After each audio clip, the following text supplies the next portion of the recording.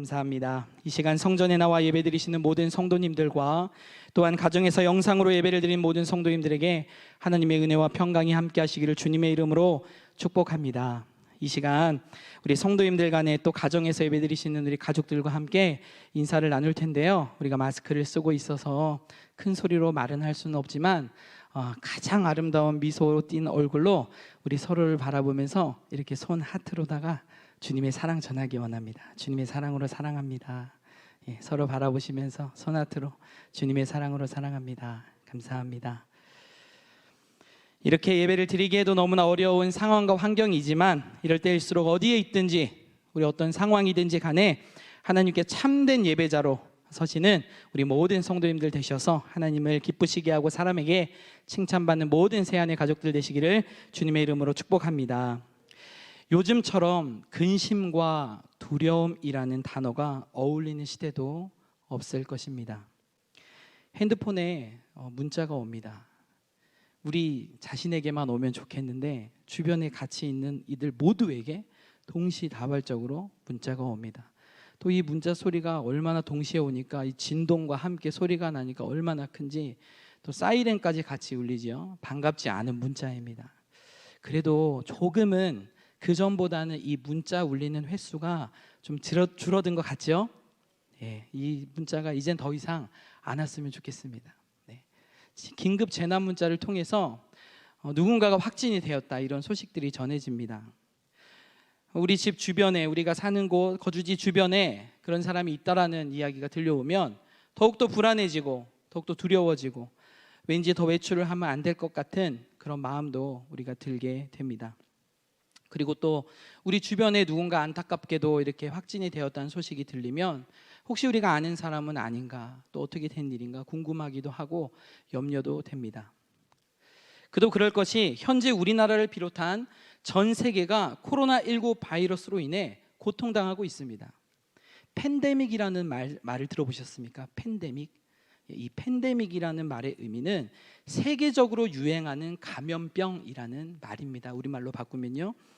이것은 세계보건기구인 WHO가 선포하는 것인데 1단계부터 6단계까지 그 강도를 정하는데 지금 현재 세계의 이 강도가 6단계라고 합니다. 가장 위험한 단계라는 것이죠.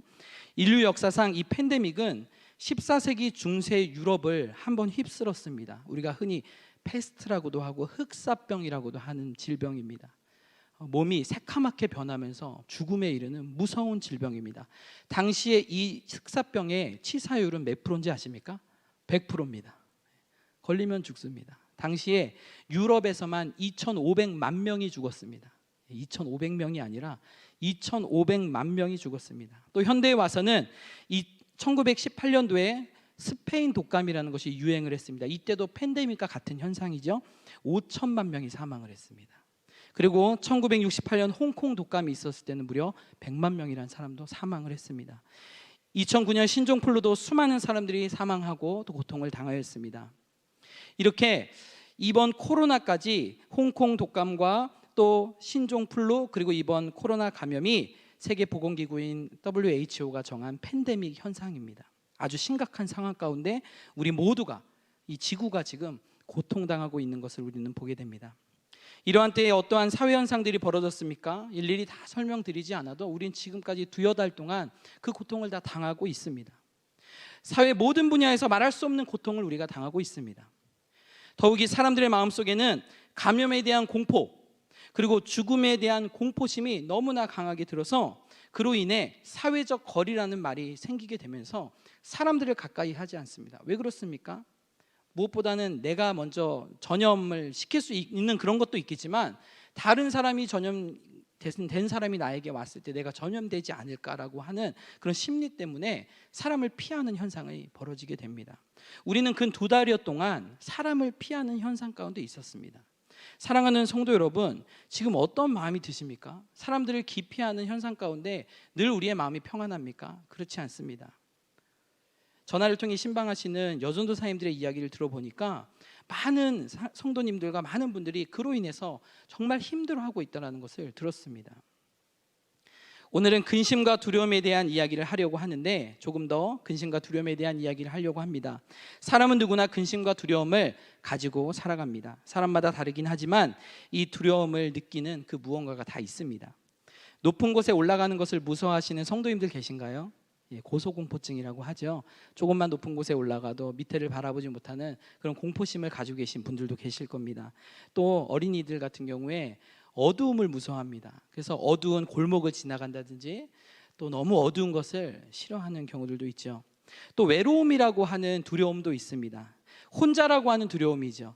스스로 목숨을 끊는 안타까운 그런 사건들을 이렇게 조사한 의사들의 이야기를 들어보니까 많은 스스로 목숨을 끊는 이 안타까운 일을 이렇게 당하시는 분들이 대부분 마지막엔 그런 생각을 한다고 합니다. 나의 이 문제를 해결해 줄 수 있는 사람이 이 세상에 단 한 명도 없다 라는 그 마음을 가졌을 때 극도의 외로움과 우울증이 찾아오게 된답니다.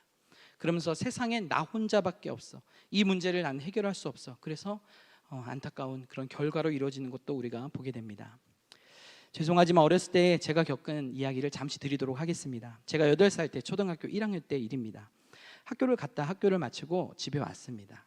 층계로 올라가서 3층에 있는 집으로 올라갔는데 누나가 거기 집 문 앞에 쪼그리고 앉아 있는 겁니다. 층계에. 그래서 누나, 저랑 이제 1살 터울 누나였어요. 9살이죠. 누나 왜 여기 이러고 앉아 있어? 그랬더니 엄마 아빠가 우리를 버렸다는 겁니다. 네.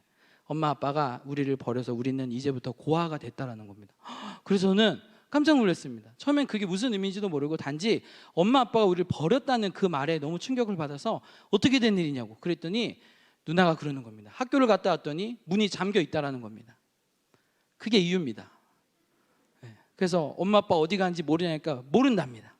그러니까 우린 이제 고아가 됐으니까 엄마 아빠 우리를 버리고 갔으니까 지금부터 우리가 할 일은 한 가지밖에 없다 그러는 거예요. 그러면서 이제 층계에 앉아서 둘이 쪼그리고 앉아서 내가 이제부터 시작 그러면 우는 거야 그러는 거예요. 시작을 하면 울면 된다는 거예요. 그래서 누나가 시작을 했습니다. 그래서 저와 누나는 대성통곡을 하면서 울기 시작했습니다. 엄마가 우리를 버렸어, 아빠가 우리를 버렸어 그러면서 막 대성통곡을 했습니다. 어떻게 됐을까요? 정확히 한 10분 만에 부모님이 오셨습니다. 어디 잠시 외출하셨다가 들어오시면서 아니 왜 여기 쪼그리고 앉아서 울고 있냐는 거예요. 그래서 그때 우리는 엄마 아빠가 우리를 버린 줄 알고 우리 이제 어떻게 살까 그 걱정을 했다 그랬더니 막 우리를 다그치시면서 왜 엄마 아빠가 너를 버리고 가냐고, 왜 그런 생각을 했냐고 그랬더니 누나가 문을 잠가 놓고 갔잖아요 그러는 거예요. 우리가 집에 못 들어가게 했잖아요. 부모님과 떨어진다라고 하는, 이제 부모님을 볼 수 없다라고 하는 그 외로움 또 그 두려움이 마음 가운데 닥쳐오니까 저도 모르게 막 대성통곡을 하면서 눈물이 났던 기억을 하게 됩니다. 혼자가 될까 봐 무서워했던 유년 시절의 그 모습입니다. 요즘은 사회적 거리로 인해 사람들을 멀리하는 상황입니다. 그런데 사랑하는 성도 여러분, 간곡히 부탁을 드립니다.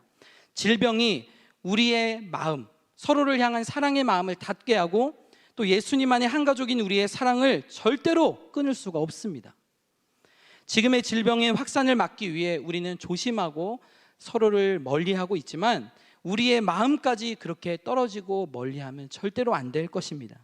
마음껏 모여 우리가 예배드리진 못하지만 하나님을 향한 사랑과 섬김, 예배에 대한 열정이 결코 식지 아니하시는 우리 모든 성도님들 되시기를 주님의 이름으로 축복합니다. 이렇듯 우리는 여러 가지 두려움과 근심 속에 살아가고 있습니다. 또 코로나로 인해 정말 많은 근심을 하고 살아가는 이 시대입니다. 그런데 오늘 우리가 읽은 본문 속 예수님의 제자들도 그 모습이 별반 다르지가 않습니다. 제자들도 지금 근심과 두려움에 가득 차 있는 모습을 우리는 보게 됩니다. 본문의 중심이 되는 말씀 가운데 예수님이 이런 말씀을 하시죠. 제자들에게 근심하지 말아라, 두려워하지 말아라, 평안하라, 이렇게 말씀하십니다. 이 말은 무슨 뜻인가요? 지금 제자들이 두려워하고 근심 가운데 있다라는 사실입니다. 예수님 그걸 다 아셨습니다. 그들이 무엇 때문에 두려워했습니까? 우리가 읽은 요한복음 14장에 앞선 13장부터는 최후의 만찬의 장면이 나옵니다. 최후의 만찬에서 예수님은 제자들의 발을 씻기셨습니다. 그때까지만 해도 좋았어요. 근데 예수님께서 점점 이상한 이야기를 하시는 거예요. 내가 곧 너희를 떠난다라는 이야기를 하시는 거예요. 이제 우리는 이별해야 될 때다, 이런 이야기를 하시는 거예요.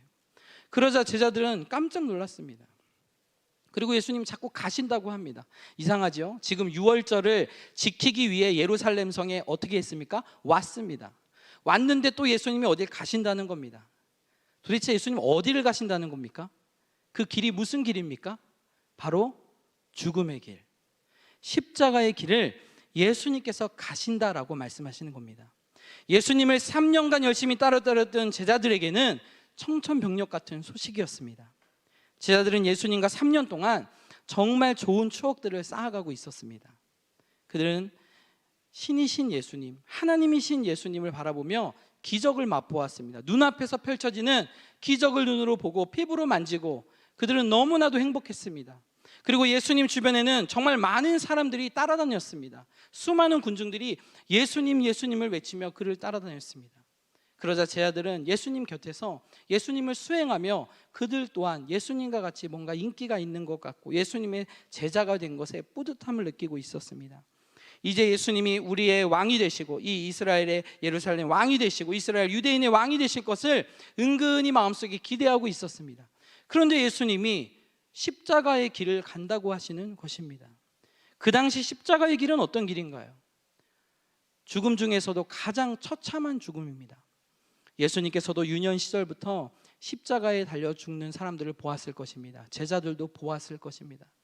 로마 사람들은 십자가에 사람을 죽일 때 웬만해서는 십자가에 죽이지 않습니다. 아주 극악무도한 죄인에게 가장 힘들고 어려운 죽음을 맞이하라고 십자가형을 허락한 겁니다. 그것을 알고 있던 예수님 그리고 제자들, 특별히 제자들은 예수님이 십자가의 길을 간다고 하니 깜짝 놀랐습니다. 그리고 그들에게는 두려움과 근심이 찾아왔습니다.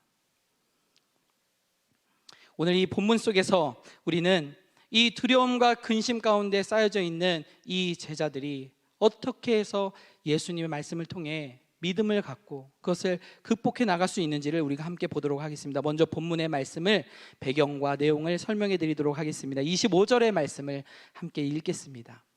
25절입니다. 내가 아직 너희와 함께 있어서 이 말을 너희에게 하였거니와. 아멘. 예수님이 아직이라는 말씀을 하십니다. 이 아직이라는 뜻은 뭔가요?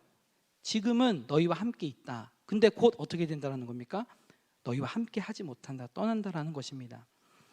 그들은 이 아직이라는 말을 들었을 때 놀랐을 것입니다.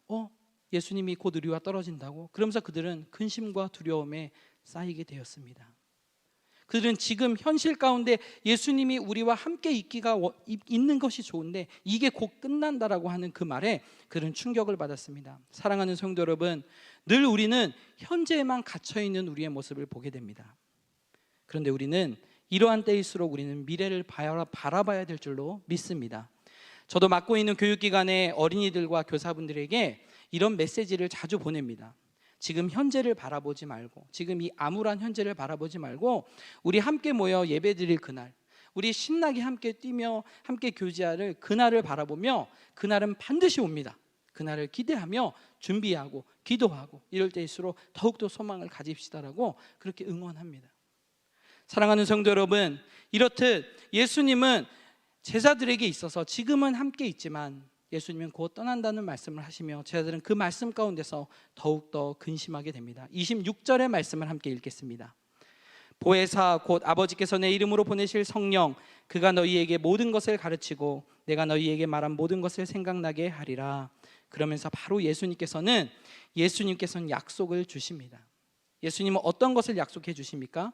바로 보혜사 성령님께서 오실 거라는 것을 제자들에게 말씀하십니다. 예수님은 결코 제자들을 버리지 아니하시고 그들에게 성령을 보내주실 것, 보혜사 성령께서 함께 하실 것을 제자들에게 위로의 말씀으로 주시는 대목입니다. 계속해서 27절의 말씀을 읽겠습니다. 평안을 너희에게 끼치노니 곧 나의 평안을 너희에게 주노라. 내가 너희에게 주는 것은 세상이 주는 것과 같지 아니하니라. 너희는 마음에 근심하지도 말고 두려워하지도 말라. 아멘. 예수님은 이렇듯 제자들에게 평안을 너희에게 끼치노니 라고 말씀하고 계십니다. 위로의 말씀을 주시며 두려움과 근심 가운데 떨고 있는 그들에게 너희들 마음 가운데 평안을 가지라 라고 말씀하고 계십니다. 28절의 말씀을 계속해서 읽겠습니다. 내가 갔다가 너희에게로 온다 하는 말을 너희가 들었나니 나를 사랑하였더라면 내가 아버지께로 감을 기뻐하였으리라. 아버지는 나보다 크심이라. 아멘. 29절의 말씀도 한번 다시 읽겠습니다. 이제 일이 일어나기 전에 너희에게 말하는 것은 일이 일어날 때에 너희로 믿게 하려 함이라. 아멘. 예수님께서는 이제 보혜사 성령을 말씀하시면서 제자들에게 믿음을 요구하십니다. 믿음. 지금 우리에게 필요한 것이 무엇일까요? 현실을 바라보면 정말 걱정과 근심밖에 되지 않습니다.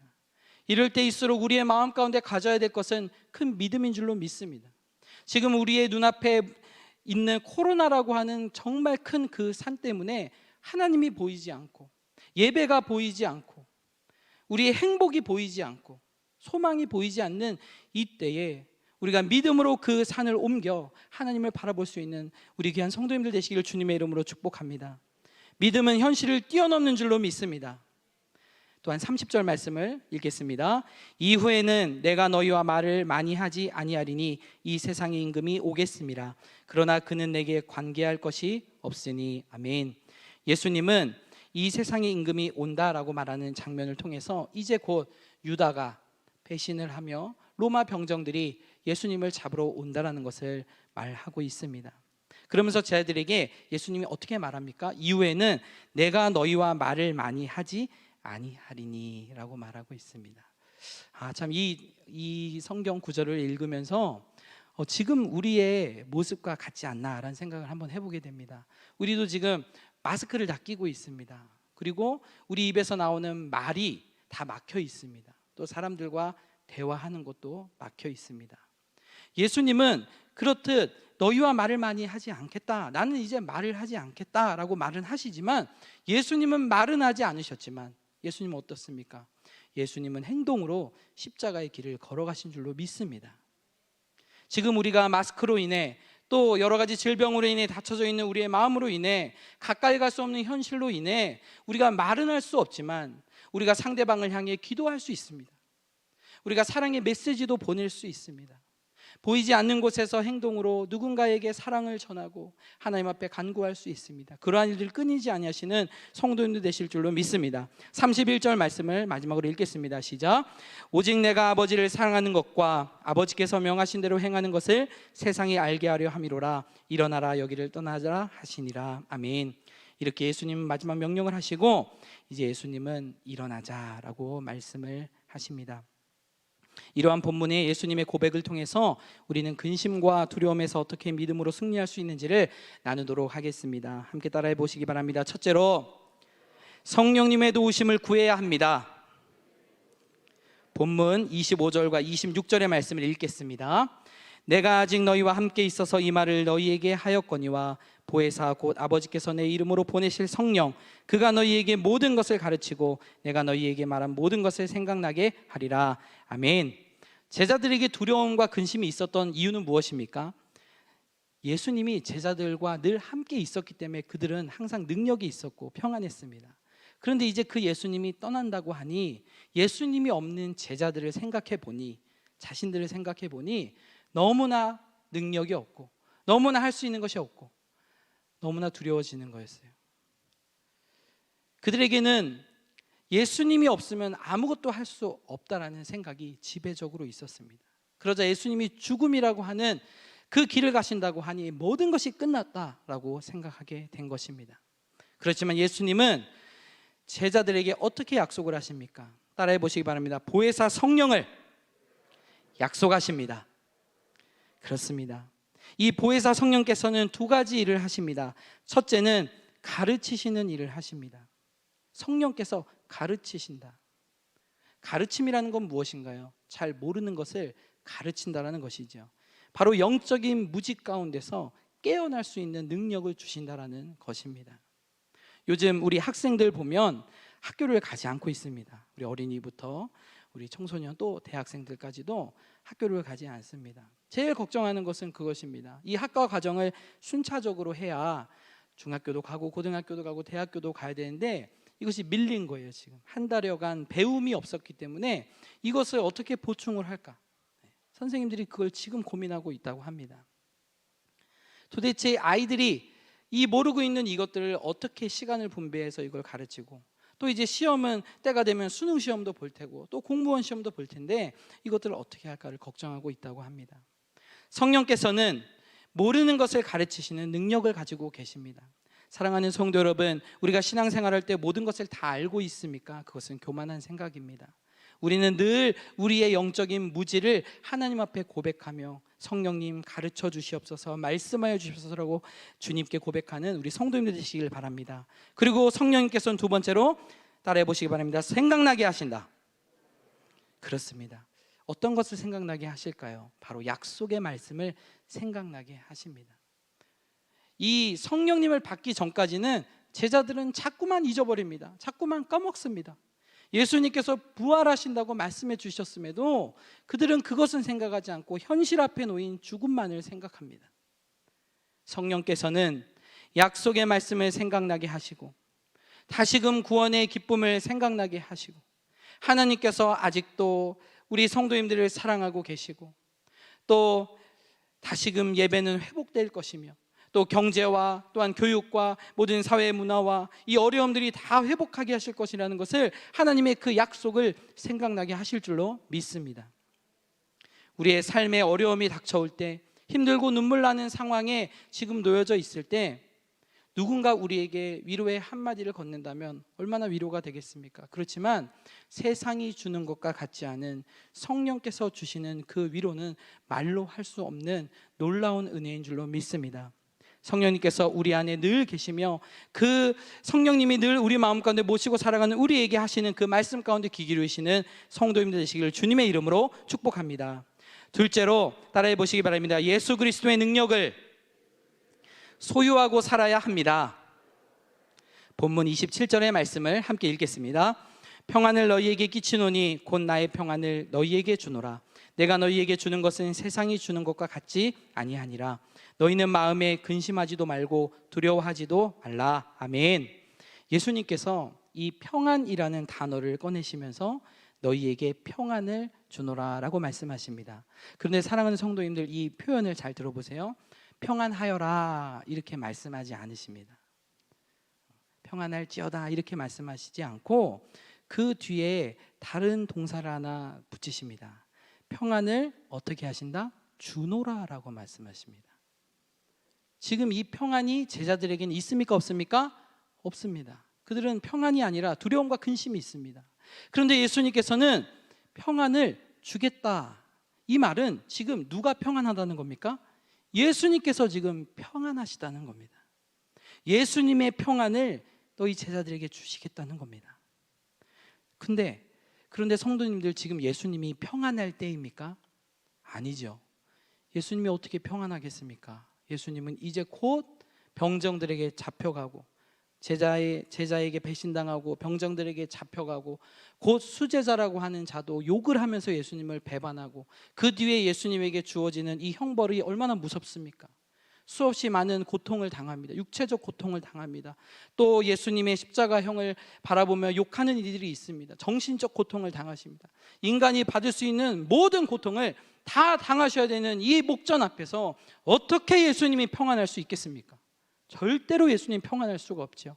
그럼에도 불구하고 예수님은 지금 어떻게 하신다는 겁니까? 평안하시다는 겁니다. 이게 바로 예수님의 능력인 줄로 믿습니다.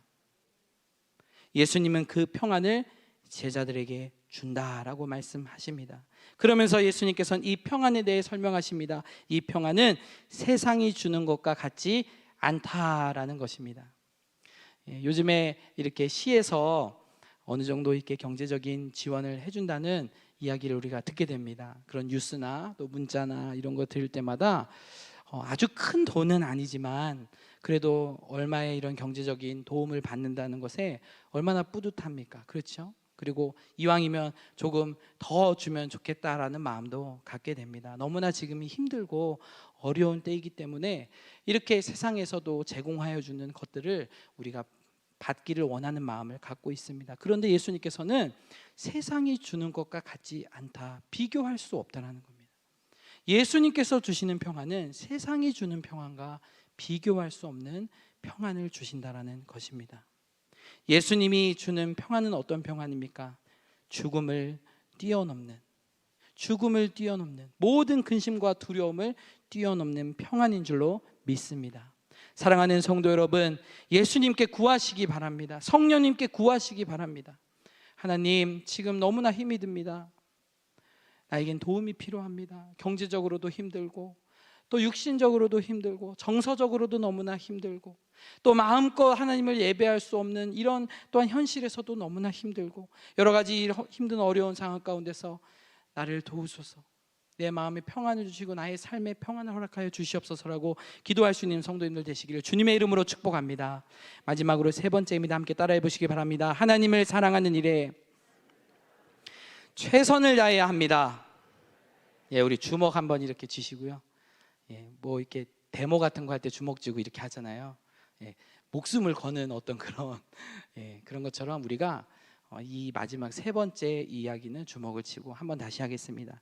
하나님을 사랑하는 일에 최선을 다하자. 아멘. 우리 본문 28절과 31절 말씀, 두 절 말씀을 읽겠습니다. 28절 먼저 읽겠습니다. 내가 갔다가 너희에게로 온다 하는 말을 너희가 들었나니 나를 사랑하였더라면 내가 아버지께로 감을 기뻐하였으리라. 아버지는 나보다 크심이라. 31절입니다. 오직 내가 아버지를 사랑하는 것과 아버지께서 명하신 대로 행하는 것을 세상이 알게 하려 함이로라. 일어나라, 여기를 떠나자 하시니라. 아멘. 근심과 두려움을 이기는 믿음은 바로 하나님을 사랑하는 일에 최선을 다할 때에 이루어짐을 믿으시기 바랍니다. 예수님께서도 지금 근심과 두려움 가운데 있는 제자들에게 갑자기 사랑에 대한 이야기를 하십니다. 저도 말씀을 준비하면서 처음에 왜 이런 본문이 갑자기 튀어나오지라는 생각을 했어요. 근심과 두려움과 사랑, 아무리 봐도 좀 연관시키기가 어려운 거예요. 그런데 본문 속을 잘 보시면 예수님께서 설명하신 이 사랑에 대한 그 깊이를 우리가 알 수가 있습니다. 예수님께서는 먼저 제자들에게 뭐라고 말씀하셨습니까? 나를 사랑하였더라면, 28절에 보니까 나를 사랑하였더라면 내가 아버지께로 감을 기뻐하였으리라. 지금 제자들이 예수님을 진정으로 사랑하지 않기 때문에 지금 앞에 일어날 일들에 대해서 두려움을 가지고 있었던 거예요. 자, 예수님께서는 제자들에게 분명 약속하셨습니다. 부활하실 것을 이미 말씀하셨습니다. 그런데 제자들은 그것을 까마득히 잊고 있었습니다. 하나님의 계획, 예수님의 계획을 다 알았더라면 예수님이 이 죽음의 길을 가는 것을 제자들은 그 앞에서 예수님을 보내드려야 됩니다. 그런데 제자들은 진정으로 예수님을 사랑한 것이 아니기 때문에 예수님의 뜻을 알 수가 없었습니다. 인간적인 생각으로만 예수님이 자기들과 함께 있기를 바랬던 것입니다. 그러면서 예수님께서는 31절의 말씀을 통해 이 사랑에 대해서 다시 한번 언급하십니다. 31절 말씀 우리 다시 읽겠습니다. 오직 내가 아버지를 사랑하는 것과 아버지께서 명하신 대로 행하는 것을 세상이 알게 하려 함이로라. 일어나라, 여기를 떠나자 하시니라. 아멘. 예수님이 이 십자가의 길을 걸어갈 수 있는 이유를 지금 설명하십니다. 두려움과 근심을 뛰어넘고 평안함으로 그 길을 갈 수 있는 방법을 지금 얘기해 주고 계십니다. 그것은 무엇입니까? 바로 예수님께서 아버지를 사랑하셨다라는 것입니다. 예수님은 아버지를 사랑함으로 어떻게 하셨습니까? 이 어려운 일 앞에, 죽음의 공포 앞에도 예수님은 흔들리지 않고 예수님은 하나님을 사랑한, 아버지를 사랑하는 그 사랑으로 모든 두려움과 근심을 이겨내셨습니다. 사랑하는 성도 여러분, 이 안에는 세 가지의 사랑이 나옵니다. 하나님에 대한 예수님의 사랑이 나옵니다. 자, 그러면 또 한 가지 사랑은 무엇인가요? 하나님의 사랑입니다. 하나님이 독생자 아들 예수 그리스도, 가장 아끼고 사랑하는 아들 예수 그리스도를 우리에게 어떻게 내어주시게 됩니까? 우리를 사랑하시기 때문에. 그러면 우리는 어떻게 해야 됩니까? 근심과 두려움이 있을 때에 우리는 어떻게 해야 됩니까? 하나님을 사랑하고 예수님을 사랑하고 성령님을 사랑하는 그 마음으로 믿고 의지해야 됩니다. 이 사랑이 없다면 온전한 믿음은 이루어질 수가 없습니다. 사랑하는 성도 여러분, 이제 말씀을 맺도록 하겠습니다. 이제 내일부터 고난주간이 시작됩니다. 가정의 처소에서 또 삶의 자리에서 살아가시는 모든 성도인들이 예수님의 사랑을 생각하시는 한 주가 되시기를 주님의 이름으로 축복합니다. 두려움과 근심이 있을 때에 하나님의 사랑을 기억하십시오. 하나님은 여전히 우리를 사랑하고 계십니다.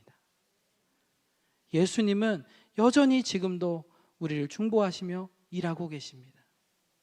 성령님께서는 지금도, 그리고 지금뿐만이 아니라 내일도, 앞으로도 어느 순간 우리가 이 코로나19가 다 지나간 뒤에 하나님 앞에 하나님 기억하사 복을 주옵소서라고 고백할 그 날이 반드시 올 것입니다.